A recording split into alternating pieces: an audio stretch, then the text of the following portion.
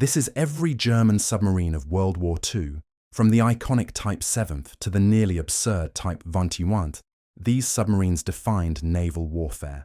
Let's dive in. The heart of Germany's naval operations was its U-boat fleet.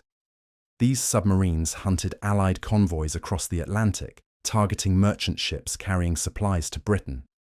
The Type VII was the backbone, over 700 built, carrying 14 torpedoes with a range of 6,500 nautical miles. Compact, reliable, and lethal, it became the most produced submarine in history. Commanders like Otto Kretschmer called it the hunter's tool, maneuverable enough for wolfpack tactics, small enough to evade destroyer depth charges. But by 1943, Allied radar and sonar had turned the hunter into prey. The Type IX followed, larger, longer-ranged at 13,450 miles, capable of striking deep into the South Atlantic and Indian Ocean. It carried more torpedoes, but sacrificed agility. Pilots flying coastal command aircraft learned to spot its silhouette from miles away. Still, captains like Wolfgang Luth preferred it for extended patrols, calling it the long arm of the Reich. Then came the Type II, the smallest operational U-boat, built for coastal defense and Baltic training. Only 50 tons submerged, it carried just 3 torpedoes. Fast, nimble, but limited in range to 1,800 miles, it was nicknamed the Canoe by its crews. Early in the war, it harassed British shipping in the North Sea. By 1941, it was relegated to training duty. Moving to the specialists, submarines designed for resupply, reconnaissance, and laying mines. The Type XIV was called the milch cow for good reason. It carried no torpedoes, only 432 tons of fuel and supplies to extend the range of frontline U-boats. Without it, the wolfpacks couldn't have sustained operations in mid-Atlantic. Allied intelligence prioritized hunting these resupply boats, and by 1943, nearly all were destroyed. The Type X was the mine layer, built to deliver cargo and lay vertical mine shafts in enemy waters. Only 8 were constructed. It had a massive cargo hold and could carry 66 mines or transport critical materials from Asia. One captain described it as a cargo barge that happened to dive. Rare, unglamorous, but strategically vital. Then there's the Type I, an early experimental design, built in 1935. Only 2 were made, both used for testing propulsion systems and torpedo mechanics. Engineers learned hard lessons. It was too large, too slow, and too expensive. But it laid the groundwork for everything that followed. Now this gets interesting. The Type XXI, the electroboot, was a revolution. Streamlined hull, massive battery capacity, capable of 17.5 knots submerged. It could stay underwater for days, making it nearly invisible to Allied detection. One crew member recalled, "We felt like ghosts, untouchable, silent, fast."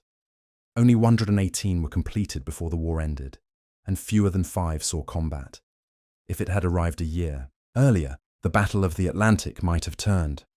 The Type XXIII was its smaller cousin, built for coastal operations, powered entirely by electric motors. It could creep along the seafloor at walking speed, waiting for targets. Compact, quiet, and designed for hit-and-run attacks in shallow waters. A handful conducted successful patrols in British coastal zones in early 1945. The Type XVII was even more radical. Hydrogen peroxide propulsion, allowing sustained high-speed submerged runs. Experimental, dangerous, and prone to explosions. Only 4 prototypes were built. It terrified its own crews as much as the enemy. And then there are the oddities. Late war desperation produced some truly bizarre designs. The Seehund, Sea Dog, was a 2-man midget submarine, just 12 meters long. It carried 2 torpedoes slung externally and had a range of 300 miles. Over 285 were built, and they conducted hit-and-run attacks on Allied shipping off the Dutch coast. Crews described them as metal coffins, claustrophobic, freezing, and prone to mechanical failure. The Biber was even smaller, a one-man craft, essentially a manned torpedo with a cockpit. It had a range of 130 miles and was used for harbour sabotage.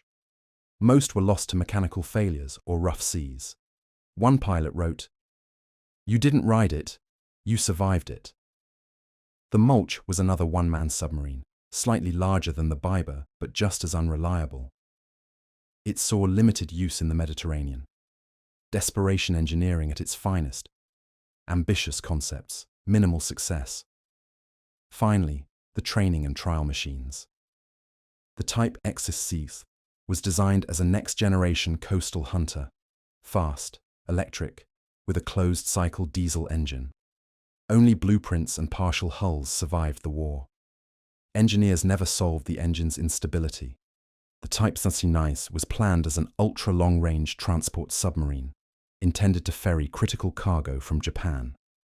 None were completed.